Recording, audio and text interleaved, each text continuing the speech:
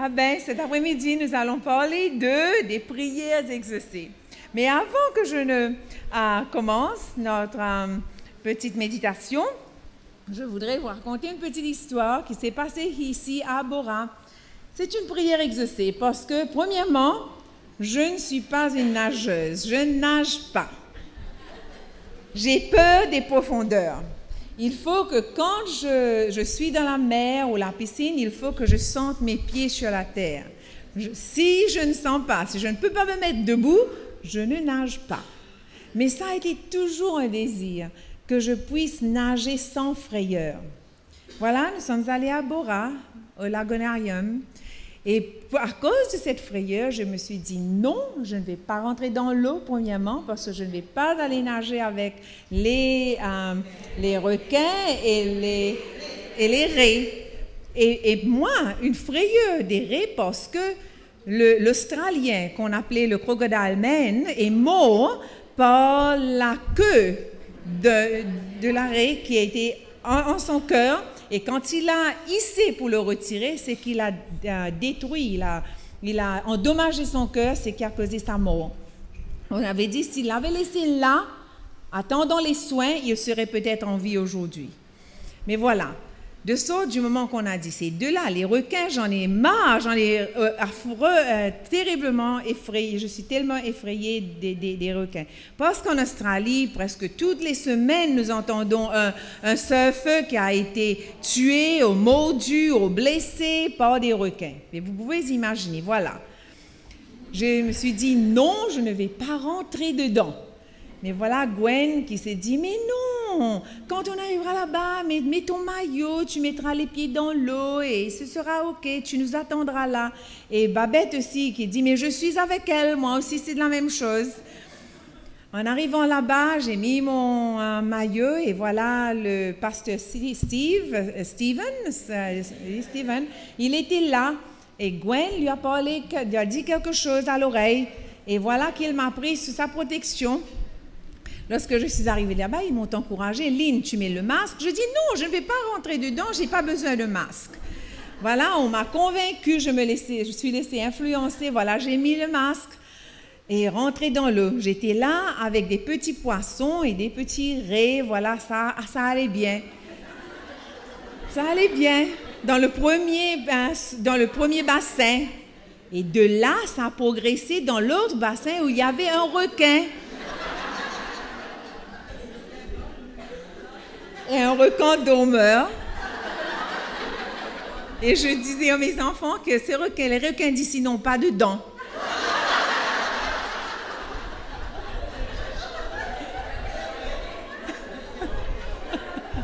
Et voilà, ils ne vont pas me croire parce qu'en Australie, tous les requins ont de grosses dents. Et voilà, je suis rentrée maintenant dans le deuxième bassin. Et voilà, Steve me dit, mais viens Lynn, viens avec moi. Il m'appelait et Gwen a encouragé, voilà, le groupe là nous encourage et m'a encouragé à aller. Et voilà, comme il me dit, mais viens, tu tiens ma chemise, tu tiens si tu en as peur, mais il nageait auprès de moi. Et voilà que je me suis sentie réconfortée. Je me suis sentie un peu libre parce que jusqu'à l'heure, je pouvais toujours sentir et me tenir debout sur les pieds. Et après ça, il nous dit, maintenant, vous venez, nous allons dans le troisième bassin. Le troisième bassin, à ce moment, il y avait plein de requins et plein de raies. Là, j'ai prié.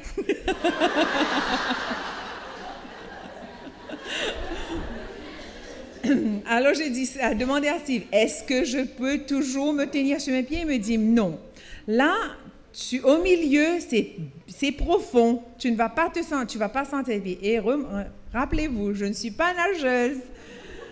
Mais quand même, c'était toujours mon désir de pouvoir nager sans frayeur.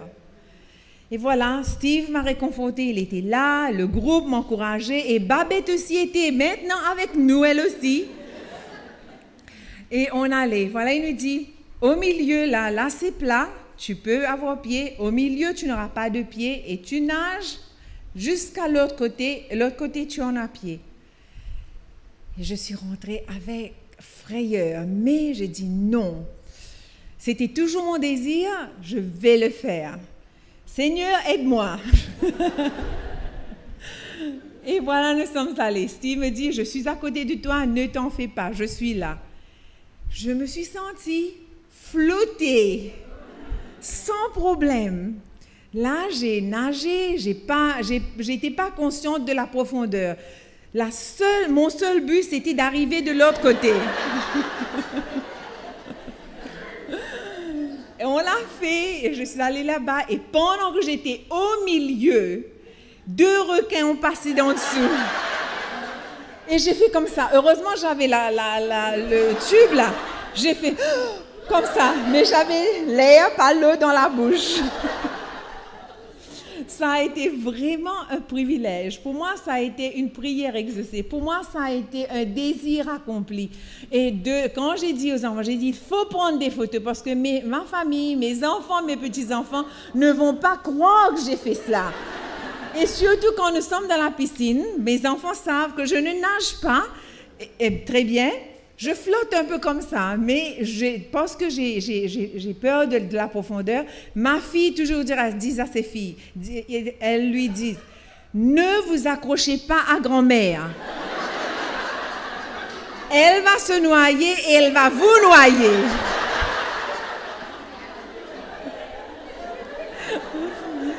Alors, j'étais sûre que quand j'allais leur dire ce que j'ai fait, ils n'allaient pas me croire. Alors, j'ai demandé à Steve, est-ce que je peux prendre des photos avec les requins, avec les raies dans le bassin? Alors, il me dit, d'accord, je vais les donner à manger. Comme tu arrives avec ton iPad, je vais les donner à manger. Ils vont venir au bord, tu pourrais prendre les photos. Et ce qu'il a fait, je suis allée à pied. Je pouvais avoir pied. Avec le iPad, j'ai pris des photos des requins et des raies à côté de moi. Lorsque je les ai envoyées à mes petites filles, elles m'ont dit, c'est vrai, grand-mère, que tu as nagé avec ce requin. Ils ne voulaient pas me croire, mais je dis, voilà, j'ai pris les photos, vous voyez. Et à ce moment-là, ils m'ont dit, ma petite fille, qui quelques jours de cela, elle me dit, j'ai un projet à faire à l'école. Et ma monitrice m'a dit d'écrire quelque chose, de faire un essai sur quelque chose que je n'ai jamais fait et jamais pu faire. Est-ce que je peux raconter ton histoire, grand-mère? Et elle m'a dit, tu dois m'envoyer les photos. Je dis, mais ta maman les en a, voilà, prends les photos, emmène-les à l'école et tu peux raconter l'histoire de grand-mère. Ça a été une prière exaucée. Voilà, je vous ai réveillé maintenant. Alors, merci à Steve, merci à Gwen d'avoir su me persuader. Et avec l'encouragement de mes sœurs autour de moi, l'encouragement de Steve, j'ai fait quelque chose que je ne pense pas que je ferai encore. Jamais, plus jamais. Peut-être dans le ciel un jour. Eh bien, pour commencer, prions. Bon et tendre Père Céleste, c'est très bon de rigoler, c'est très bon d'être joyeuse et je te remercie Seigneur de m'avoir donné l'occasion d'être parmi ces sœurs, d'avoir fait ce que j'ai fait ici en Tahiti que je n'aurais jamais pu faire ailleurs. Merci Seigneur d'avoir été avec nous, merci des messages que tu as inspirés que je partage avec mes sœurs. Je prie que ces messages pourront les encourager comme ils m'ont encouragé. Je te prie au nom de Jésus. Amen. Pour commencer notre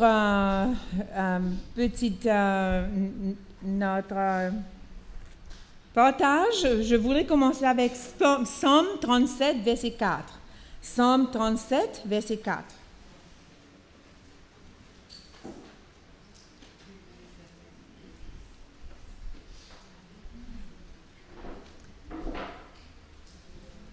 Alors, voilà. Fais du Seigneur tes délices et il te donnera ce que ton cœur demande. Voilà, au désir. Pourquoi certaines personnes ont-elles leur prière exaucée et pourquoi pas moi? Est-ce que vous vous posez cette question-là parfois? Avez-vous jamais désiré être proche de Dieu, que Dieu vous entende et vous réponde tout de suite? Quand vous avez un problème, vous en parlez peut-être à une personne que vous choisissez parmi les amis chrétiens qui vous entoure et vous lui demandez « Priez pour moi », vous pensez que Dieu exaucera et répondra à la prière de cette personne. Pourtant, il n'y a aucune raison pour laquelle tous les chrétiens ne pourraient avoir la puissance de Dieu que Dieu leur a promis. Nous avons une certitude. Le Seigneur aime chacun de ses enfants pour lesquels il a payé le sacrifice suprême. Cela vous inclut, vous et moi. Vous aussi, à partir du moment où vous êtes son enfant par votre foi en Jésus-Christ. Lisons Marc 9, 14 à 20. Nous lirons cela ensemble. Marc 9, 14 à 20.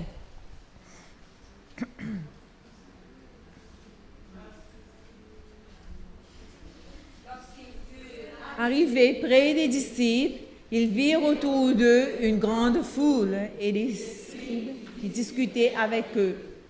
Dès que la foule vit Jésus, elle fut surprise et accourut pour le saluer. Il leur demanda « Sur quoi discutez-vous avec eux ?» Et un homme de la foule lui répondit « Maître, j'ai amené auprès de mon fils qui est possédé d'esprit muet. » Il le rejette. L'enfant écume, grince des dents et devient tout raide. J'ai prié tes disciples de chasser l'esprit et ils n'ont pas pu. Jusqu'à quand serai-je avec vous? Jusqu'à quand supporterai-je? Amenez-le-moi. Et on lui amena. Et aussitôt que l'enfant vit Jésus, l'esprit l'agita avec violence. Il tomba par terre et se roulait en écumant. Vous lisez ces lignes et vous vous dites, « J'ai tout fait et rien ne se passe ou ne se passera. » L'angoisse ne vous quitte plus. Elle est accompagnée par le doute, le découragement, l'insécurité, l'indécision et l'anxiété.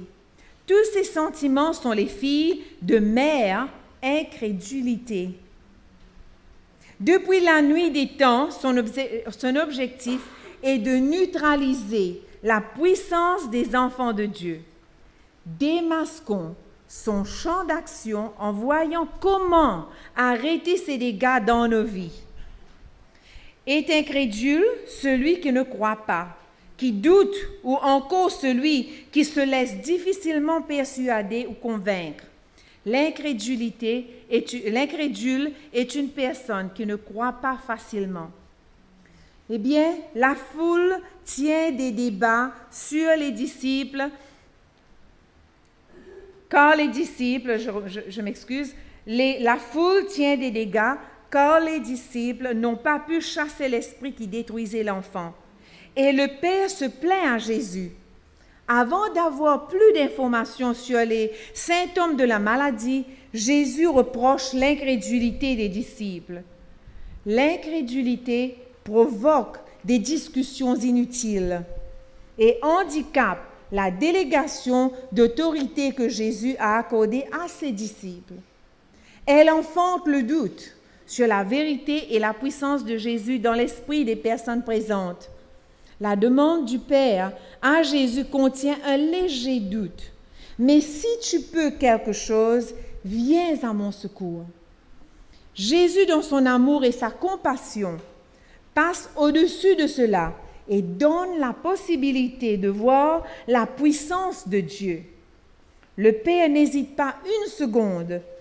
Reconnaissant la petitesse de sa foi et le besoin de l'intervention de Jésus dans ce qu'il vit, il s'écrie aussitôt, « Je crois, viens à mon secours, viens au secours de mon incrédulité. » L'enfant a une violente convulsion et plusieurs ont l'impression que son cas a aggravé. Le texte souligne son apparence. Le climat de sceptisme, je suis en train de prononcer ça en anglais, scepticisme et de doute sont présents parce que certains observateurs disent que l'enfant est mort. Et c'est Jésus qui s'en est occupé. Dans sa grâce et dans sa miséricorde, il ne se lance pas dans de vaines argumentations. Il reste proche de l'enfant et le met sur pied. Cette attitude nous montre comment agir. Rester ferme et attendre l'accomplissement de la promesse de Jésus, puisque ce que le Seigneur commence, il amène jusqu'à son achèvement. Ce passage nous montre que l'incrédulité paralyse la puissance de Dieu en nous et pollue notre vie spirituelle. Mais Jésus, dans son amour infini, est prêt à relever ceux pour qui nous prions et il ne nous oublie pas. Quelles sont les conditions données par la parole de Dieu pour que nos prières soient exaucées? Eh bien, regardons-les. Il faut se repentir. Nous ouvrons notre Bible aux 2 Chroniques 7, verset 14. 2 Chroniques 7, verset 14. Voilà. Et cherche ma face. Et s'il se détourne de ses mauvaises voies, je l'exaucerai des cieux. Je lui pardonnerai son péché et je guérirai son pays. De façon évidente, les péchés empêchent les prières d'être exaucées. Et savez-vous que l'amertume, le ressentiment, les emportements, la colère, la dureté de langue peuvent se mettre entre nous et Dieu? La Bible dit que ces choses attristent le Saint-Esprit. Tournez votre Bible en 1 Jean 1er, verset 9. 1 Jean 1er, verset 9. Si nous confessons nos péchés, il est fidèle et juste pour nous les pardonner et nous purifier de toute iniquité. Quand nous sommes purifiés, nous pouvons compter sur l'exaucement de nos prières. La deuxième condition, c'est qu'il faut être juste. Lisons Jacques 5, verset 16, la deuxième partie.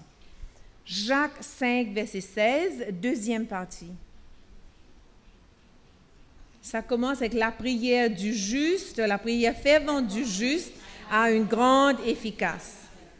Eh bien, pour illustrer cette parole, Dieu nous donne un exemple, l'exemple d'Élie, dont la prière a été exaucée. Élie a prié pour qu'il ne pleuve pas et il n'a pas plu pendant 3 ans. Et quand il pria pour que la pluie revienne, il s'est mis à pleuvoir. Être juste veut dire que notre marche quotidienne avec le Seigneur est solide, que nous essayons de ne rien avoir entre lui et nous. Dieu avait la première place dans le cœur d'Élie. Il en est probablement de même pour ceux à qui l'on demande de prier pour nous. Nous pouvons voir Jésus-Christ dans leur vie. Quand les autres vont commencer à voir Jésus-Christ dans la nôtre, ils vont à leur tour nous demander de prier pour eux. Il nous faut mettre du temps pour, pas le surplus de notre temps, mais créer le temps pour Dieu. Il n'y a jamais de surplus de temps dans notre vie. Voilà, je vous donnerai un exemple. Quand je venais de commencer mon cheminement spirituel, je ne pouvais pas me lever tôt le matin. J'ai prié, j'ai demandé à Dieu de me réveiller parce que j'étais toujours pressée, me réveiller juste à l'heure pour lire un verset, parfois rien, et dire 2 mots au Seigneur. Merci pour la nuit, merci pour la journée devant moi, et je m'en vais. Mais j'ai demandé à Dieu, dans mes prières, de me réveiller tôt pour que je puisse prendre du temps avec lui. Et Dieu a le sens de l'humour. Il me réveillait, je me réveille pas tôt le matin, je me réveillais pas tôt le matin. Et quand j'ai dormi, je dors, j'ai un sommeil lourd. Mais Dieu a un sens de l'humour. Il me réveillait à 2 heures du matin. 2 heures du matin, là, je tournais, et je n'avais pas sommeil. Je dis, mais pourquoi je me réveille? Seulement, je me rappelle, mais j'ai demandé à Dieu de me réveiller tôt. Et il m'a fait créer une habitude. De sorte, je me réveillais. Lorsque je me réveillais à 2 heures du matin, je restais là, mais je priais. Jusqu'à ce que j'ai sommeil encore. À ce moment-là, il me réveillait encore à 4 heures du matin. Je priais encore. Et à ce moment-là, 4 heures du matin, je me réveillais. Je m'asseyais, me mettre confortablement dans mon lit. Et à ce moment-là, j'ai commencé à étudier. Je priais et j'ai commencé à faire comment on dit? Vigile matinale, j'ai prié, j'ai étudié, et de sorte que depuis cela, ça m'est resté une habitude. Même ici, parfois, je me réveille à 4 heures, 4 heures et demie. Et à ce moment-là, je commence mon temps avec Dieu. Mais si je ne l'avais pas demandé, je ne l'aurais pas eu parce que je ne me faisais jamais auparavant. J'étais toujours en retard, toujours pressée. Mais il faut le demander à Dieu, il vous accordera ce temps. Et je préfère maintenant me réveiller tôt le matin. Le soir, pas question. Je prends un livre, je lis 2 lignes et je m'endors. Mais le matin, je suis éveillée. Quand j'ai pris cette disposition de commencer ma méditation, je m'assois là et je le fais 1 heure de temps, parfois 2 heures de temps, et puis je vais me faire ma marche et puis je vais travailler. Mais j'ai passé le temps avec mon Dieu le matin.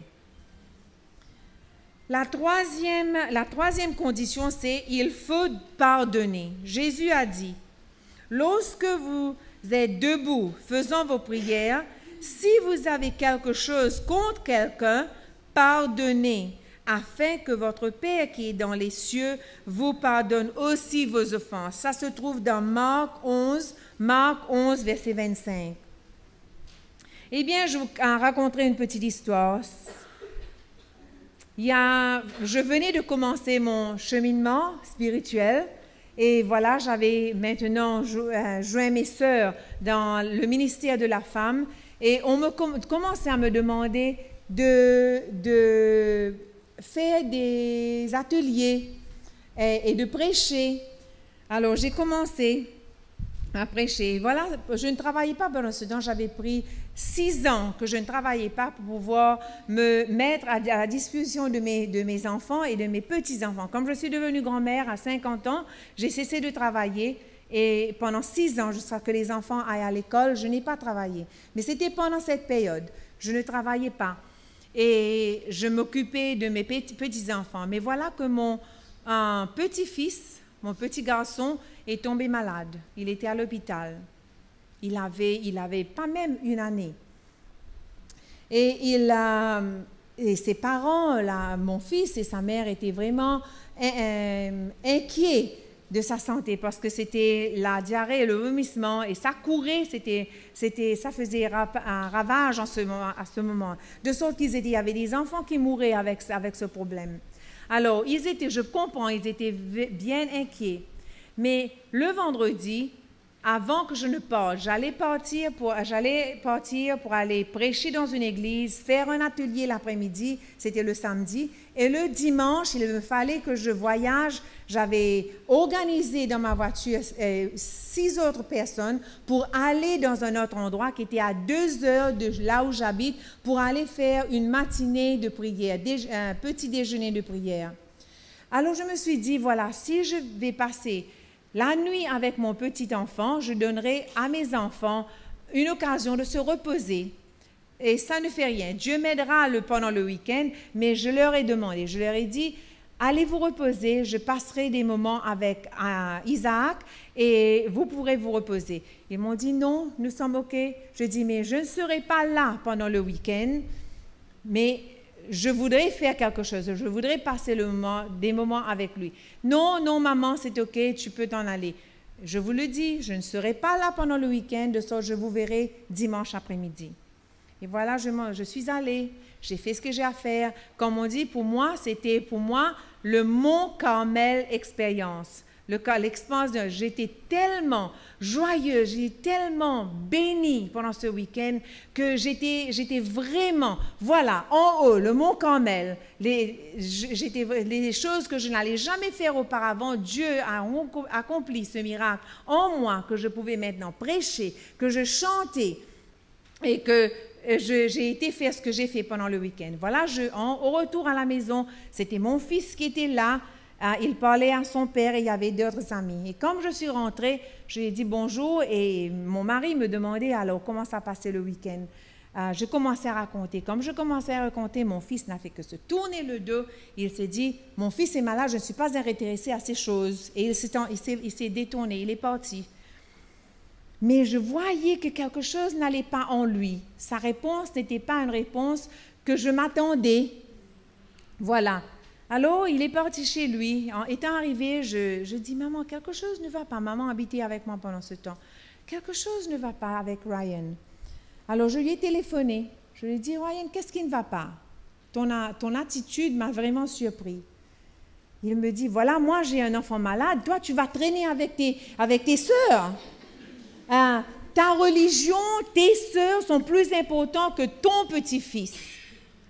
Et voilà qu'il m'engueule. Et il me dit, si c'est comme ça, Thérèse aussi a la même opinion, et voilà. Je dis, mais ça ne va pas là. Vous saviez que je n'allais pas être là. Je vous ai averti que je n'allais pas être là. Et où est l'enfant? À quoi l'hôpital? Non, il est rentré à la maison. Mais je dis, mais voilà, il va mieux. Mais non, Satan avait déjà préparé quelque chose pour me descendre comme Élie. Vous vous rappelez après le mont Carmel? Qu'est-ce qui est arrivé? Il avait peur de la reine. Qu'est-ce qu'il a fait? Il caché. Il avait oublié l'expérience. Et voilà ce que Satan voulait faire avec moi. J'étais tellement sur ma montagne, j'étais pleine de joie qu'il a voulu gâcher cela pour moi. Et j'ai dit à mon fils, eh bien, demain c'est lundi, je viendrai vous voir, je viendrai vous parler. Comme je suis allée là-bas, toute confiante que ça s'arrangera, au lieu de s'arranger, ça s'est empiré. Ma belle-fille m'a dit, ah ben, il faut que tu aies une bonne raison pour faire ce que tu as fait. Je dis, mais ma raison est que je vous ai prévenu que je n'allais pas être là, je vous ai averti et je vous ai même offert que je reste avec Isaac. Voilà. Mais non, ça ne marchait pas. Eh bien, tes amis, ton Dieu, ton Église et ta religion est plus important que la famille, eh bien, tu ne vas plus voir Isaac. Tu ne vas plus t'en occuper de lui. Vous pouvez vous imaginer la douleur. Là, j'étais désolée, j'étais déprimée, je ne voulais rien faire, je ne faisais que pleurer pendant des jours et des jours, je ne faisais que pleurer. Je priais, j'ai dit à Dieu, pourquoi? Je n'ai rien fait de mal, je le sens encore, hein? Pourquoi je n'ai rien fait de mal? Je voulais simplement te servir, mais Satan a trouvé bon de me faire du tort, de me décourager. Maman venait dans ma chambre, me disait, Lynn, cesse de pleurer, viens, tout s'arrangera, tu seras OK. J'ai décidé à ce moment de prier pour ma belle-fille, pour mon petit enfant, pour mon enfant, mon fils, pour Ryan. J'ai prié pendant 2 semaines. Après 2 semaines, j'étais à la maison, je m'occupais d'une autre petite enfant et je voyais ma belle-fille. Je ne l'ai pas vue venir chez moi, devant ma porte, mais je l'ai vue aller vis-à-vis de moi. Il y a une dame qui aussi surveillait les enfants, s'occupait des enfants. Alors je me suis dit, elle va me priver de m'occuper de mon petit enfant, mais elle ira voir Roselyne pour demander à Roselyne de s'occuper de mon petit enfant. Ah, mais j'ai commencé à pleurer encore, j'ai commencé ça me faisait du mal. Mais après l'après-midi, quand Lindsay est arrivé à la maison, il a été voir la boîte aux lettres, il a vu une lettre. C'était une lettre de ma belle-fille. Elle m'a écrit, elle m'a demandé pardon de ce qu'elle avait fait. Elle m'a demandé pardon et à ce moment-là, je n'ai pas attendu le lendemain. J'ai été à la boutique, au magasin, je lui ai acheté un gros bouquet de fleurs.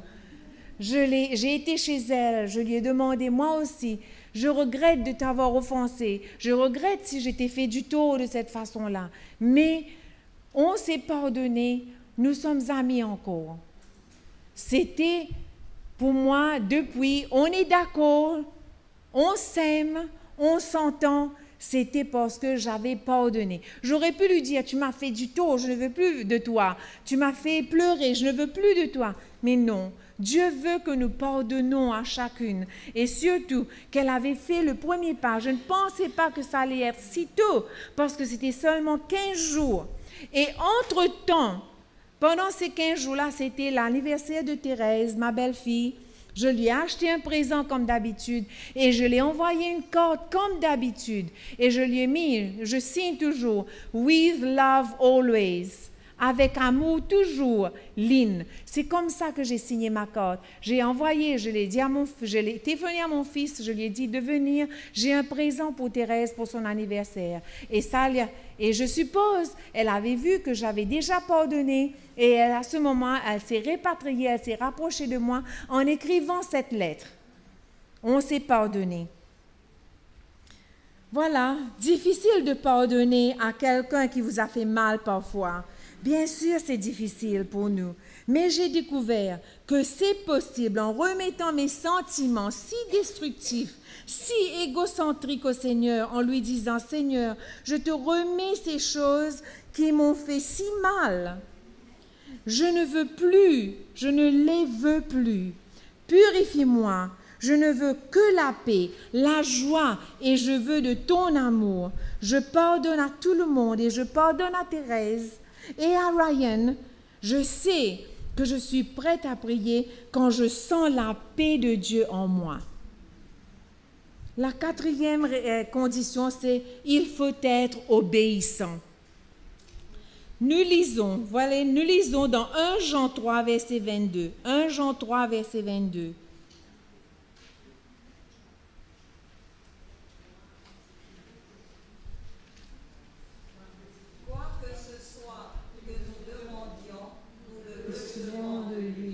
Parce que nous gardons ses commandements et nous faisons ce qui lui est agréable. Voilà. L'obéissance est la marque de fabrique d'une personne juste.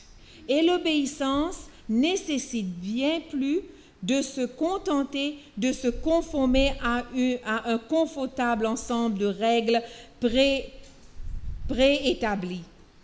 Cela veut dire s'abandonner au Saint-Esprit. Voilà ce que signifient ces choses qui sont agréables à ses yeux. Les 10 commandements de Dieu nous poussent à aimer. Ceci couvre toutes nos relations et toutes les circonstances. Tu aimeras le Seigneur ton Dieu de tout ton cœur, de toute ton âme, de toute ta pensée. Tu aimeras ton prochain comme toi-même, nous dit Matthieu 22, 37 et 39. Les commandements de Dieu se reposent aussi sur ce que sa parole nous dit. Comme par exemple, soit donc que vous mangiez, soit donc que vous buviez, soit donc que vous fassiez, quelque autre chose, faites tout pour la gloire de Dieu. Ça se trouve dans 1 Corinthiens 10, verset 31. 1 Corinthiens 10, verset 31. Obéir n'est pas quelque chose de difficile quand nous avons réellement de l'amour pour lui et pour les autres, pour Dieu et pour les autres. La condition numéro 5, il faut être sincère. Je vais seulement lire un verset, Jérémie 29, verset 13. Jérémie 29, verset 13. Être sincère, à chercher. Vous qui chercherez, et vous me trouverez, si vous me cherchez de tout votre cœur. Numéro 6, la condition numéro 6, être d'un commun accord et c'est efficace. Jésus nous dit, si 2 d'entre vous sur la terre s'accordent pour demander quoi que ce soit dans la prière, mon Père qui est dans les cieux vous leur donnera. Être persévérant, pas parce que nous sentons que Dieu n'a pas répondu à notre prière tout de suite qu'il ne nous entend pas et il n'exauce pas. Pendant que nous attendons, il travaille en nous. Il travaille en nous. De sorte qu'il nous faut, quand même, nous ne voyons pas la réponse de nos prières, nous devrions être persévérants. Éphésiens 6, verset 18. Éphésiens 6 nous dit, Éphésiens 6, verset 18.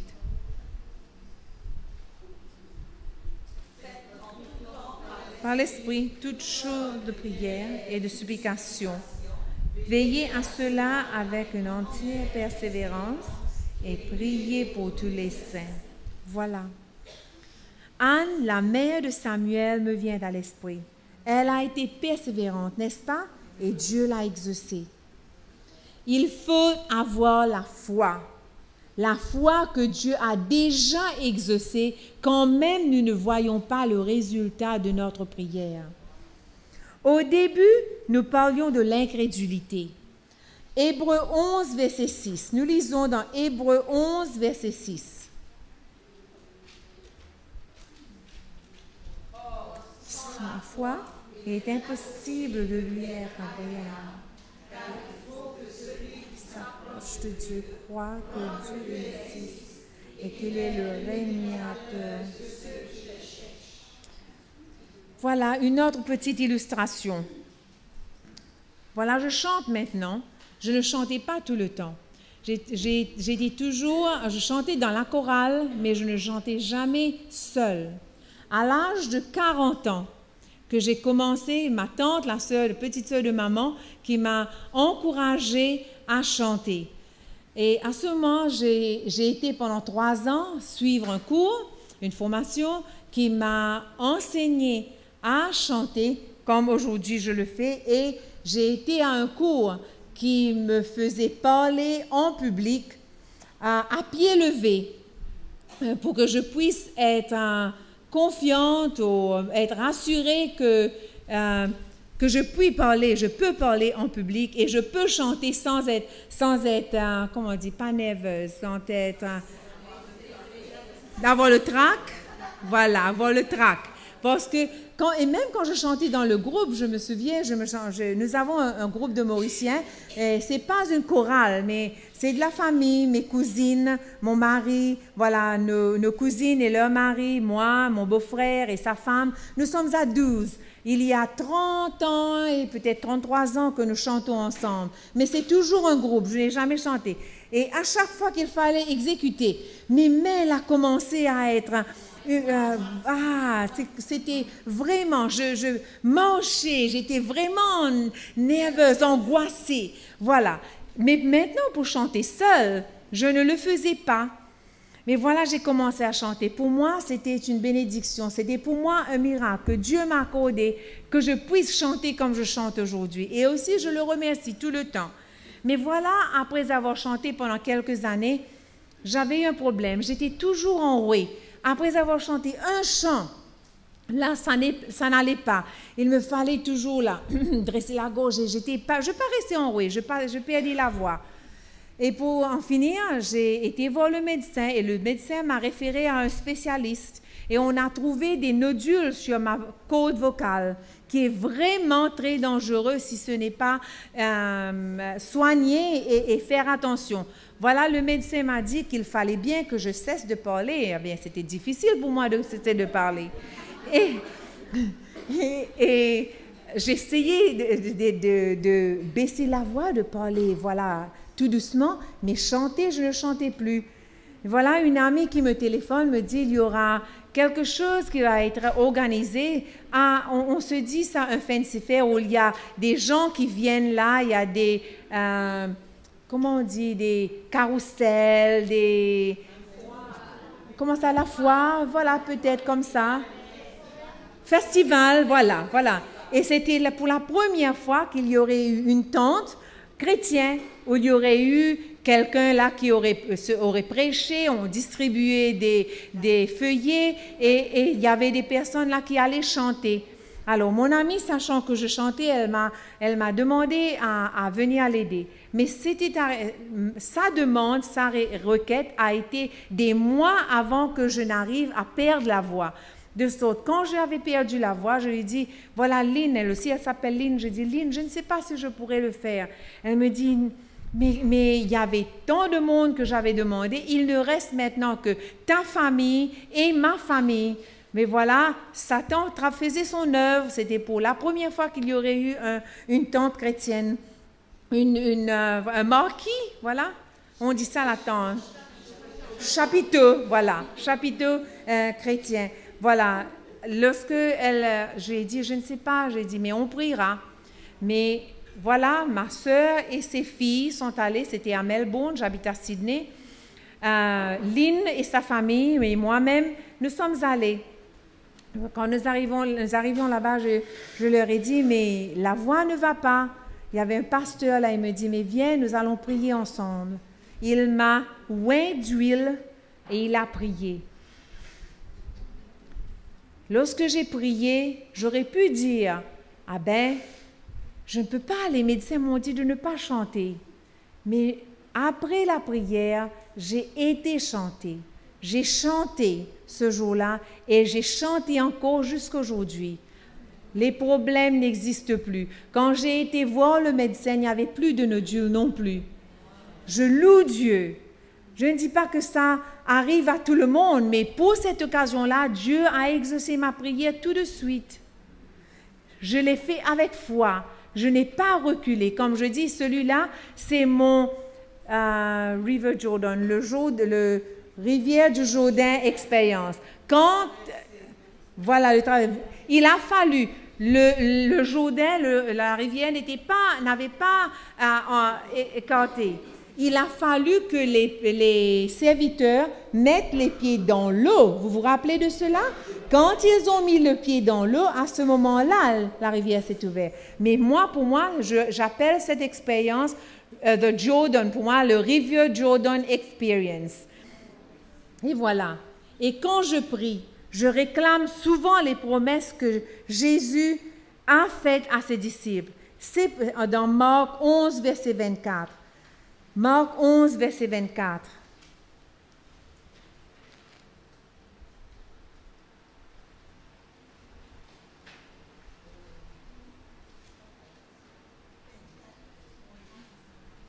C'est pourquoi je vous dis, tout ce que vous demanderez en priant, croyez que vous l'avez reçu.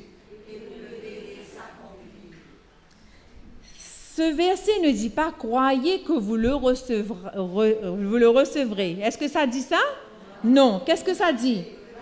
Vous l'avez reçu. C'est pourquoi je vous dis, quand vous priez, quand même la prière ne s'est pas encore accomplie, vos désirs, continuez à prier comme si que vous l'avez déjà reçu.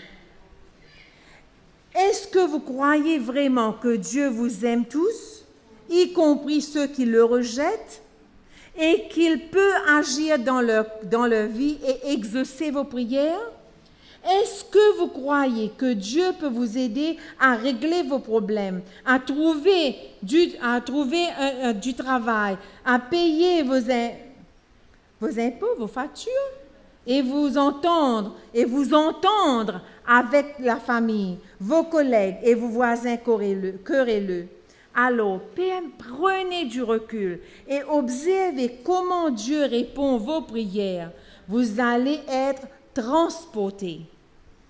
Et voici une grande promesse que vous allez vouloir apprendre par cœur. C'est dans Psaume 37, 4 et 5.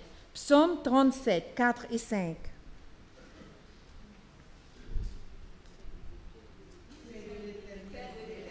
Tes délices, le désir.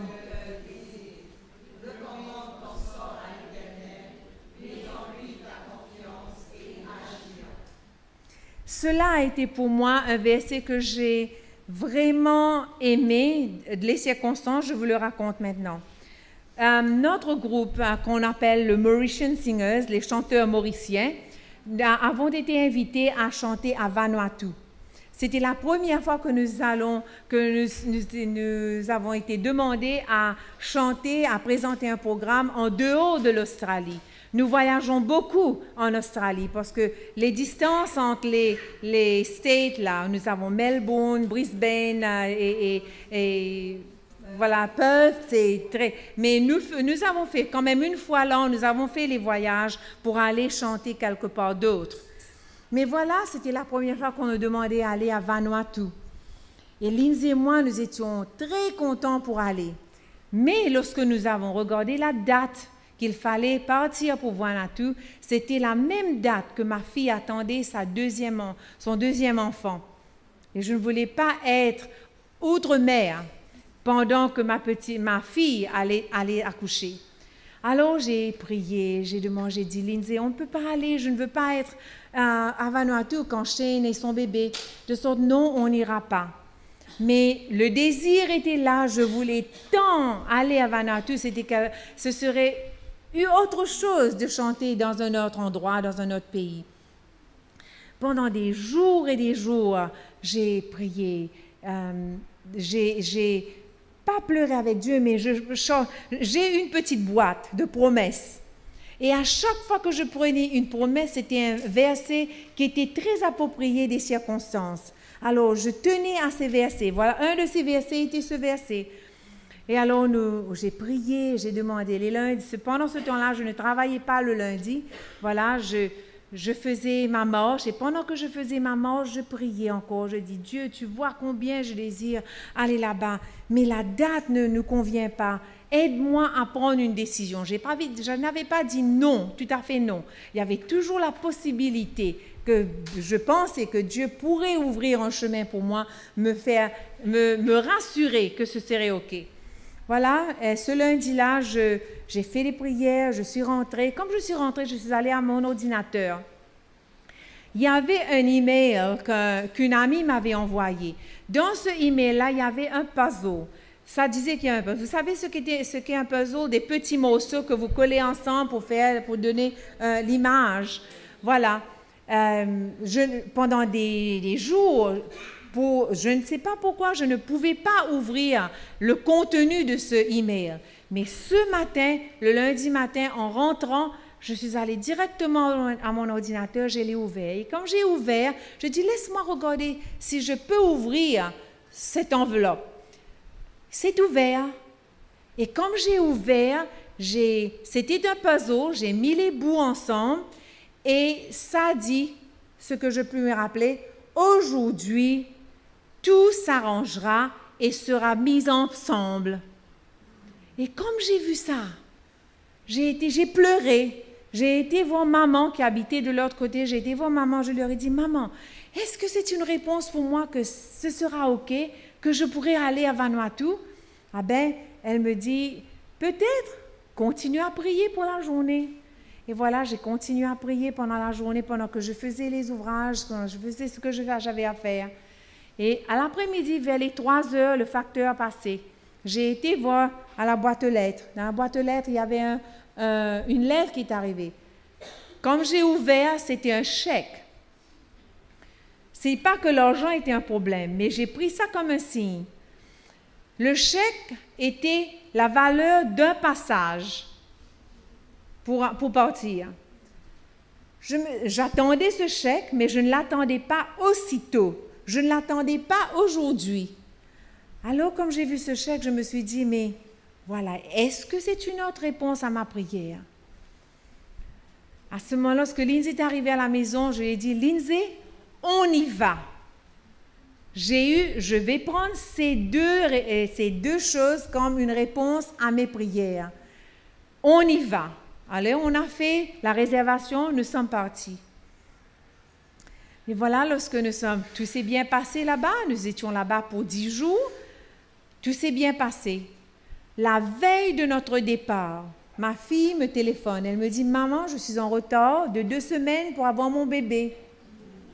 Le médecin va m'admettre à l'hôpital demain pour que j'aie mon bébé. Si ça arrive naturellement demain, OK.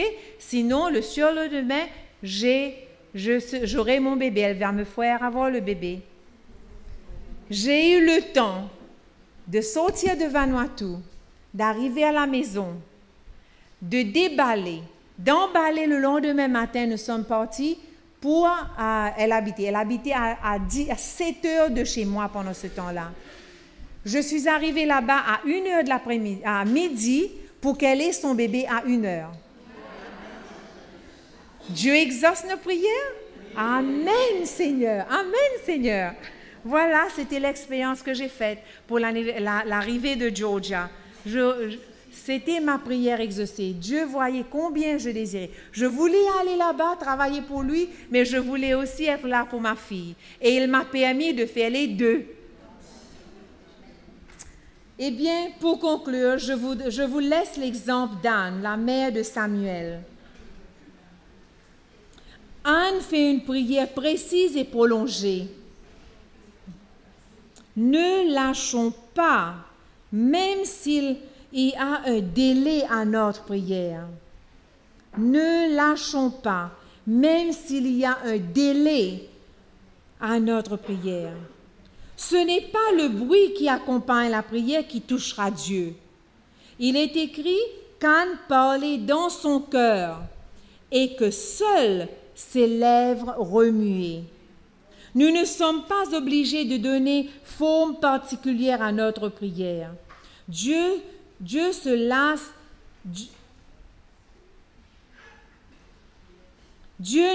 lasse jamais de nous écouter et de se trouver près des cœurs brisés et contrits.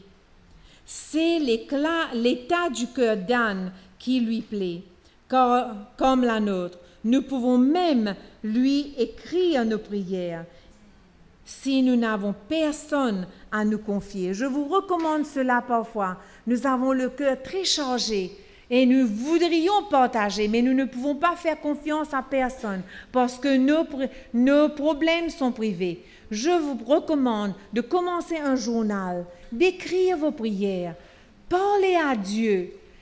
À ce moment-là, vous vous libérez de vos problèmes en parlant à Dieu, personne d'autre. Dieu vous entend, Dieu vous écoute, Dieu vous voit.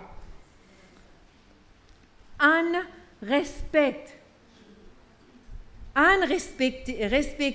et est soumise à l'autorité instituée par Dieu. Elle aurait pu se défendre et crier après Élie. Elle aurait pu salir la réputation d'Élie. Vous savez, vous vous rappelez que que Élie lui demandait si elle était ivre, si elle était sourde, voilà. Elle aurait perdu sa paix et son but. Mettons en garde, un garde ou une garde? Mettez une garde à notre bouche afin qu'elle ne... Je vais me souvenir de toi pour toujours quand j'ai des problèmes comme ça.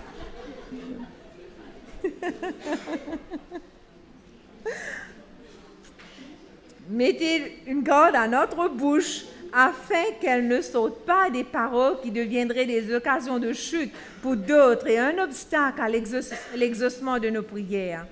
Dans l'adversité, Anne a cultivé le fruit de l'esprit. Le lieu de sa souffrance est le lieu où Dieu se révèle. C'est le lieu où l'impossible devient possible et où ce qui n'existe pas a pris naissance. Ceci a plusieurs conséquences. La première est qu'Élie l'a béni. La seconde, c'est que son visage a changé parce qu'elle a eu la certitude d'avoir touché le cœur de Dieu. Et la troisième, c'est qu'elle est devenue un témoignage pour ceux qui l'entourent. Dans sa souffrance, plusieurs l'ont regardé et ont été touchés par son adoration. Vous pouvez lire cette histoire d'Anne dans 1 Samuel 1er, verset 24, jusqu'à 1 Samuel 2. En somme, prier, c'est communiquer avec Dieu. Anne l'a fait et elle a été transformée, ainsi que sa nation. Plus nous sommes proches de Dieu par la prière, l'étude de la parole de Dieu, plus nos désirs se rapprochent des siens. c'est le cas d'Anne dont le besoin personnel est présent, mais moins important que le royaume de Dieu parce qu'elle connaît la bonté de Dieu. Elle le manifeste en faisant un vœu de donner à Dieu ce qui est le plus cher pour elle. Eh bien, comme nous cheminons vers notre maison céleste, la prière est une nécessité quotidienne. Que serons-nous et que deviendrons-nous si nous ne donnons pas le temps à la prière, qui est notre communication entre notre Créateur et nous? Ma prière pour chacune d'entre nous, c'est que nous soyons en accord avec Dieu comme l'était Jésus. Ma prière aujourd'hui, comme nous nous recueillons, c'est Seigneur, merci pour ta parole et l'accès direct à ton trône de grâce que tu m'offres, que tu nous offres. Pendant mon voyage vers la maison, je prie que tu me donnes la soif de me rapprocher de toi, que mes désirs soient alignés avec les tiens. Merci pour ton aide chaque jour. En Jésus-Christ notre Sauveur. Amen.